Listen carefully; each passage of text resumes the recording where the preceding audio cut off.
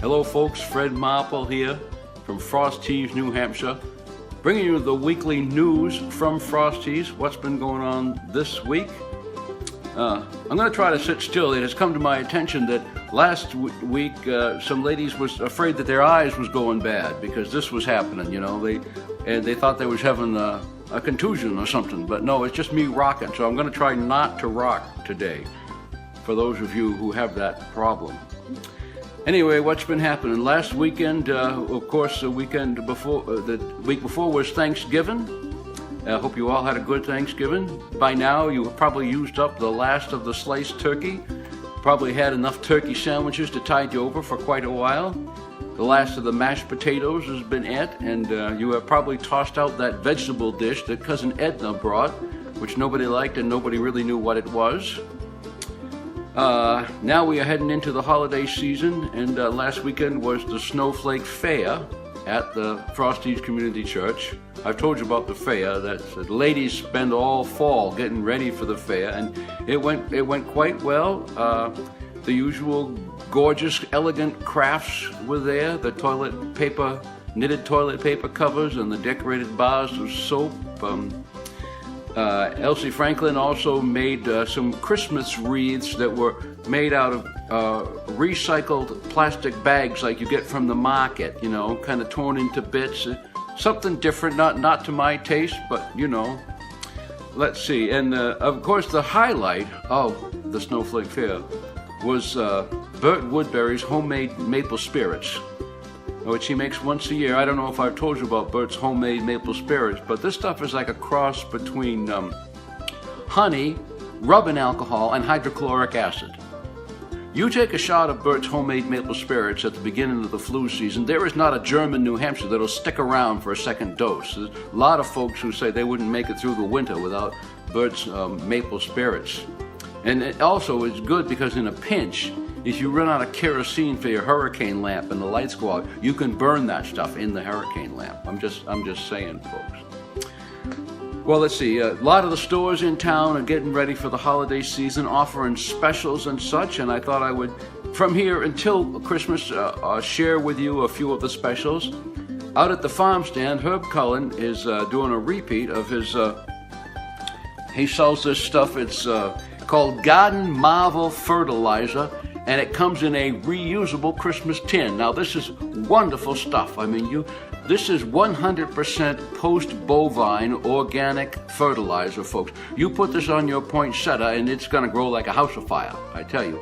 And the good thing is once you use it up, you can reuse the tin to put cookies in or something. You probably wanna sterilize the tin before you put cookies in it and give it to somebody, you know. But anyway, Garden Marvelizer Fertilizer at Herb Cullen's farm stand out on the highway. You ought to check that out. The local theater group has got up a production of Dickens' Christmas Carol. I don't know if I've told you about the group. It's they got a kind of a pretentious name. It's just a community theater group, but they call themselves the Frosty's Artist Repertory Theater, or FAHART. The pronunciation, you got to get that H in there. Pronunciation is important. FAHART. It's a small group, and so they have to do kind of stripped down versions of the classics this year. So they're doing Christmas Carol, as I said. They didn't have quite enough people, so instead of the ghosts of Christmas past, present, and future, they have just got the ghost of Christmas in general. Just one, you know. It shortens it up quite a bit. And also they have limited budget for props and such. Jacob Marley, originally they had him in chains that was actual tire chains, you know, for a truck or whatever, snow chains. The problem was they were so heavy he couldn't get out of the men's room at the town hall for the production. So they got rid of those. Now he just has these, they're made out of aluminum foil, you know, tin foil chains. So it's not quite as effective, but they do what they can, folks. Well, let's see. Now I guess it's time for the police log, our favorite part of the local paper. And again, folks, as always, these are actual items from the local paper. Let's see what we got here. Quite a few motor vehicle actions. We had a little bit of black ice this week, so a few motor vehicle actions. Here's one. This is kind of a two-part story. Found property. At 1:45 p.m., a resident located a game camera on his property on Temple Road. He left a note for the owner to remove it. He came back several days later to find the camera was still there and the note gone. Police advised the resident that he could take the camera since it was on his property. He turned the camera and the hunting seat into the police department to be held to see if the owner claims them. All right, well, stay tuned, folks. Well, let's see, here's the one. Unwanted Subject. At 1:21 a.m., police responded to Temple Road for a request by a resident to remove a drunk person from her home. State police responded. Again, not a service that I knew the police provided. There's probably a lot of women out there who are going to take advantage. If the police will come and pick up drunk people, that's quite a service, don't you think? My goodness. All right, now here's the second part of that earlier story. Returned property. At 2:16 p.m., a resident responded to the police department to pick up his game camera that had previously been found on private property. End of story. What do we got here? Let's see. More accidents, a few animal complaints, folks running into deer and moose and that kind of. Here's one. Missing car.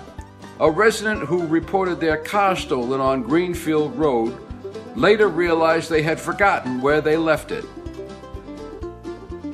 Yes, sir. Car theft solved by the crack team of the police department or by folks who just forgot where they parked the car. I don't know, folks. Well, let's see here. Here's one suspicious vehicle. At 11:15 p.m., police checked on a suspicious vehicle on Grassy Road Pond. Police found that the occupants were talking. Well, it's a good thing that's all they was doing. I bet they was doing more than that before the police pulled up with their flashing lights. Well, let's see here. Got anything else here? Suspicious person. A lot of suspicious people in town. Suspicious person at 3:51 p.m. Police received report of a white sedan bearing Massachusetts plates sitting at the end of the driveway at 13 Turnpike Road. Police made contact with the operator, who had recently moved into the house. That's right, folks. Moved into the house and accused of being suspicious. Of course, they did have Massachusetts plates, so that makes them suspicious right there. To the credit of the person who turned in the report. Well, here's one final one here, folks. Criminal mischief.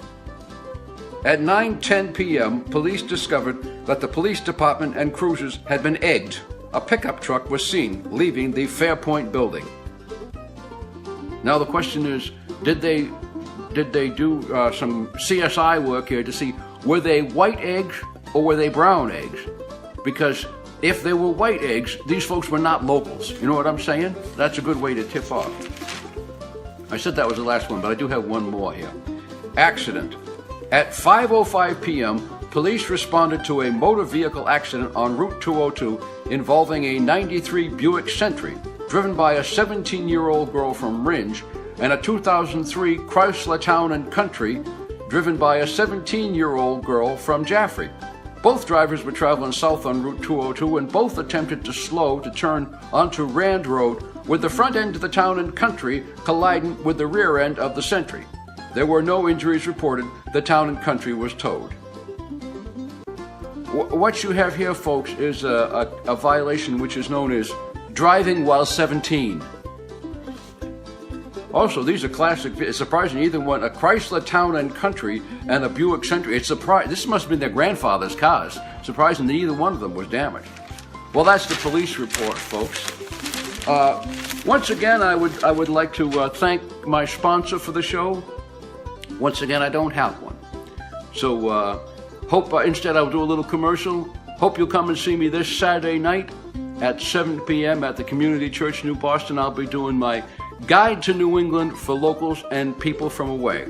It's a hilarious, if I do say so myself, look at life in New England, the things that we eat and drink, talk, the way we behave.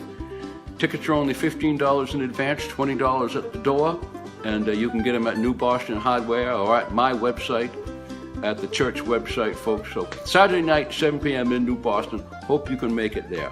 Well, folks, thanks so much for tuning in. Remember, my name is Fred Marple, and do something nice for somebody today. Coming to you from Frosty's, New Hampshire. Remember, you can't get there from here.